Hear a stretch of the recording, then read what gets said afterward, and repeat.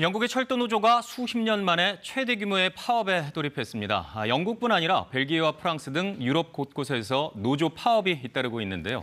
그 배경과 전망을 지구촌 돋보기에서 황경주 기자와 함께 알아보겠습니다. 영국은 대규모 파업이 거의 일어나지 않는다고 하던데요. 이번 파업은 꽤 이례적이네요. 네, 그렇습니다. 이 영국에서 무려 영국 철도 노조가 33년 만에 최대 규모로 파업에 돌입을 했는데요. 현지 시각 지난 21일 영국 철도 노조 노조원 약 4만 명이 파업에 돌입했습니다. 이에 따라 노선 중에 절반 정도가 폐쇄됐고 기차 편수로 따지면 약 80%가 운행 중단됐습니다. 많은 시민들이 지하철 대신 버스로 몰리면서 혼선이 빚어지고 아예 걸어서 출퇴근하는 등 큰 불편을 겪었습니다. 파업 돌입 다음 날인 현지 시각 22일 노사가 협상 테이블에 앉기는 했지만 끝내 합의점을 찾지는 못했습니다. All that we want is to be treated fairly, and I think the ultimate result is for us to receive some kind of a fair pay rise and assurances that our jobs are going to be secure for the near future as well.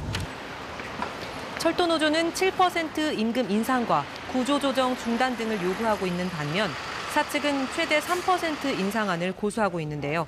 영국 정부는 사태가 길어질 것으로 보고 우려를 나타내고 있습니다. 네, 철도뿐 아니라 영국 내 다른 업계들 사이에서도 파업 움직임이 심상치 않다고요. 네, 다양한 분야에서 파업이 예고된 상태입니다.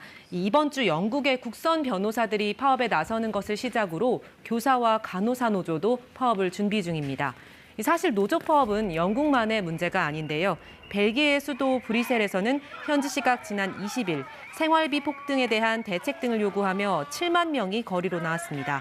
이날 교통업계 노조들이 대거 파업에 참여하면서 브뤼셀 공항의 모든 출발 항공편이 취소되는 등 교통망이 거의 정지 상태에 빠졌습니다. Ici, je suis ici pour défendre le pouvoir d'achat des citoyens. Parce qu'apparemment, maintenant en Belgique, la démocratie est bafouée et donc on n'en sort plus. 프랑스 샤를드골 공항 직원들도 다음 달부터 파업에 들어가는데요. 이 공항 근로자들은 이달 초에도 임금 인상 등을 요구하며 파업을 벌인 바 있습니다. 유럽 최대 저가 항공사 라이언에어의 직원들은 스페인과 포르투갈 등 여러 유럽 지역에서 합동 파업을 예고한 상황입니다. 네, 주로 철도나 항공 같은 교통업계 근로자들이 분위기를 주도하는 것 같은데요. 왜 그런 건가요? 네, 이 교통 분야가 이른바 포스트 코로나의 타격을 가장 크게 받고 있는 업종 중에 하나이기 때문입니다. 이 코로나19 대유행 시기에 재택근무는 늘고 해외 이동은 줄면서 철도나 항공업계 종사자 수가 크게 줄었는데요. 팬데믹이 끝나가면서 교통 수요가 갑자기 늘자 인력이 턱없이 부족해지면서 근로자들의 업무 강도가 세졌습니다. 더욱이 영국의 경우에는 이 브렉시트, 즉 EU를 탈퇴하면서 다른 유럽 국적자의 취업이 까다로워졌고 일손이 더 부족한 상황입니다. 여기다 최근 크게 오른 물가도 임금 인상 요구 시위에 불을 붙였습니다. 특히 유럽은 러시아와 우크라이나 전쟁에 직접적인 영향을 받으면서 원유와 천연가스 등 에너지 물가가 치솟고 있습니다. Gas ist von nun an ein knappes Gut in Deutschland. Das sage ich, obwohl oder gerade weil die Versorgungssicherheit in Deutschland aktuell gewährleistet ist. OECD 국가들의 지난 4월 소비자 물가 상승률은 9.2%로 24년 만에 최고치를 기록했습니다. 네, 가파른 인플레이션과 전쟁이 파업의 또 다른 배경이 된 것으로 보이는데요. 구조적인 문제인 만큼 영국 정부로서도 해결책을 찾기가 쉽지는 않아 보이는데요. 네, 영국 정부는 철도 파업 자체를 노사 문제로 본다고 손을 그으면서도 일단 노조를 압박하고 있습니다.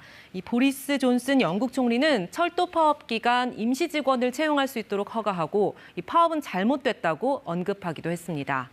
노조 주장대로 임금을 올리면 이게 또 물가를 자극해서 인플레이션을 부추길 수 있는 상황을 우려하는 것으로 보입니다. 이 전쟁으로 인한 에너지 수급 문제를 해결하기 위해 이른바 탈석탄 정책을 아예 내려놓는 국가들도 나오고 있습니다. 독일과 오스트리아는 최근 석탄 발전소를 긴급 재가동하고 네덜란드도 가동 범위를 넓혔습니다. 외신들은 러시아 응징이라는 대의 명분과 현실 사이에서 유럽이 선택의 순간을 맞았다고 분석했습니다. 지금까지 지구촌 돋보기 황경주였습니다.